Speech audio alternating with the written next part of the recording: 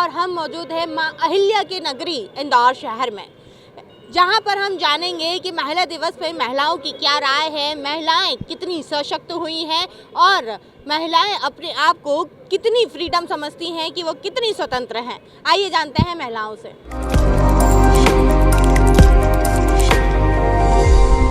महिला सशक्तिकरण, महिला विश्व की आधी आबादी है। वो विश्व की निर्मात्री शक्ति है, राष्ट्र की आधार शक्ति है।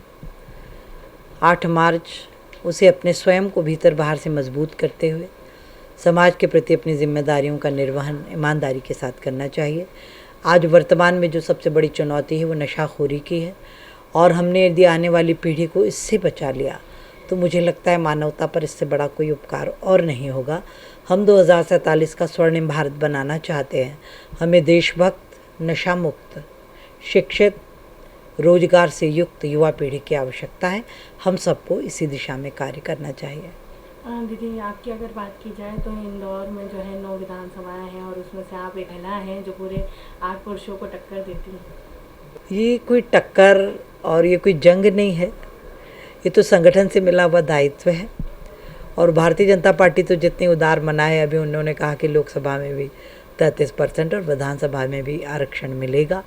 तो हमारी भारतीय जनता पार्टी तो मातृशक्ति की बहुत ज़्यादा चिंता करती है, और टक्कर का तो कहीं कोई विषय नहीं है। जितने विधायक साथी भाई हैं हमारे, स्वयं से ज़्यादा हम बहनों की चिंता करते हैं, तो हम उन सब का भी धन्यवाद देते हैं, और उन सब के कारण ही ये नीति बन पाई है। मैम, महिला दिवस पर मैं सर्वप्रथम सभी देश की प्रदेश की महिलाओं को मैं शुभकामनाएं देती हूँ। और महिलाओं में जो ये उत्साह जो आया है डॉक्टर बाबा साहब अम्बेडकर के संविधान से आया है, और मैं उस संविधान को बहुत करीबी से देखती हूँ। और महिलाओं को भी जो अधिकार मिले हैं, जिस प्रकार से सरपंच से लेके आज राष्ट्रपति तक जो हमारी महिला हैं, तो वो सिर्फ संविधान की बदौलत है। तो मैं महिलाओं से कहना चाहती हूँ कि वो लोग सर्वप्रथम संविधान को माने कि जिन्होंने हमें ये हक और अधिकार दिया है, और हम जो आगे बढ़ रहे हैं वो संविधान के बदौलत बढ़ रहे हैं। तो इसके लिए मैं और फिर से शुभकामनाएं देना चाहती हूँ। नमस्कार, महिला दिवस की आप सभी को बहुत बहुत शुभकामनाएं। हम कैसे सशक्त कर रहे हैं? महिलाएं आज के क्षेत्र में किसी भी तरह से पुरुष से कम नहीं है। हर क्षेत्र में पुरुष से कंधे से कंधा मिला के काम कर रही हैं। आजकल महिलाएं घर में बंधी भी नहीं हैं, अपने विचार खुले हो गए उनके, अपने परिवार को पाल रही हैं, अपनी जिम्मेदारियां संभाल रही हैं, नौकरी कर रही हैं, बाहर निकल के घर आकर परिवार संभालती हैं। ऐसी महिलाओं को बढ़ना चाहिए, वो किसी भी तरह से अपने आप को कम ना समझे पुरुषों से। महिला सशक्तिकरण को तो ऐसे देखती हूँ कि जब मैं बहुत सी चीज़ मैं खुद कर सकती हूँ, बहुत सारी चीज़ें, तो मैं तो चाहती हूँ कि हर महिलाएं अपने अपने क्षेत्र में, अपनी अपनी जगह पे खुद अपने आप को सशक्त बनाएं, क्योंकि आजकल की रिक्वायरमेंट ही है कि महिलाएं खुद सशक्त हो जाएं।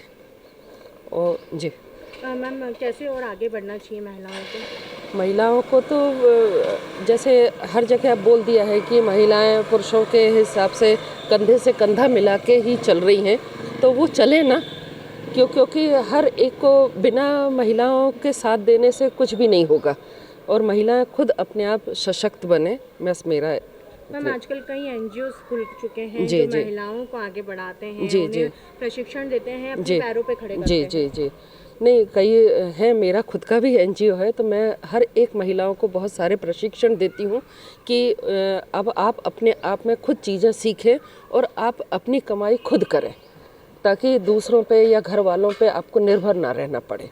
सर्वप्रथम जय श्री राम। मेरी समस्त मातृशक्तियों को इस महिला दिवस की हार्दिक शुभकामनाएं। महिलाएं सर्वअग्रणी हैं। आज के इसमें सब कुछ महिलाओं से संबंधित। पुरुष प्रधान पहले था, लेकिन आज अपन कह सकते तो महिला प्रधान हो चुका है।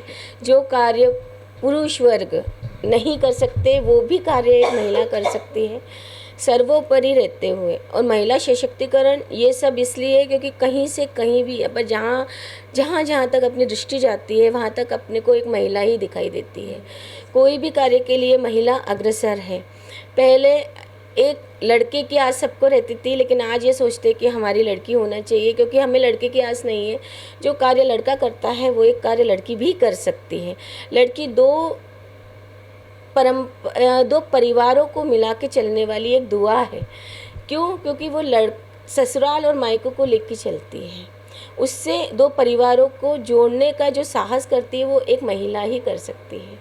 महिला कहें, बालिकाएं कहें, आज के इसमें महिलाओं को जिस प्रकार से अगर वो घर संभालती है उसी प्रकार से बच्चों को संस्कार भी देना का कार्य महिला ही करती है। उसके बाद घर में जो आर्थिक स्थितियों को सुदृढ़ बनाने का कार्य भी एक महिला ही करती है। तो महिला सभी दूर से महिला सर्वोपरि है। मैं महिलाओं को ऐसे देखती हूँ कि जैसे मैं भी पहले हाउसवाइफ थी और आज मैं अपनी company auditor global private limited की डायरेक्टर हूँ और 60 लोग काम करते हैं, उसमें बहुत सारी महिलाएं भी काम करती हैं। तो हम महिलाओं को रोज़गार देते हैं, लेकिन मेरा मानना है कि हर महिला को कुछ न कुछ करना चाहिए, अपने पैरों पे खड़ा होना चाहिए और आत्मनिर्भर बनो। कभी मतलब जैसे ऐसा है कि महिलाओं को आत्मनिर्भर बनने से क्या है, 10 रुपये अपने पास पैसे भी रहते हैं तो कॉन्फिडेंस भी आता है, हम कुछ अपने शौक़ पूरा करते हैं। और एक घर में दब के रहने वाला अभी समय नहीं है, तो आप बाहर निकलिए और कुछ न कुछ कीजिए। बिल्कुल मेरा महिलाओं के लिए यही कहना है वुमेंस डे पे, और हैप्पी वुमेंस डे सभी महिलाओं को। आपने सुना कि इंदौर की महिलाओं का क्या कहना है। महिलाओं ने कहा कि पहले और अब में बहुत अंतर है।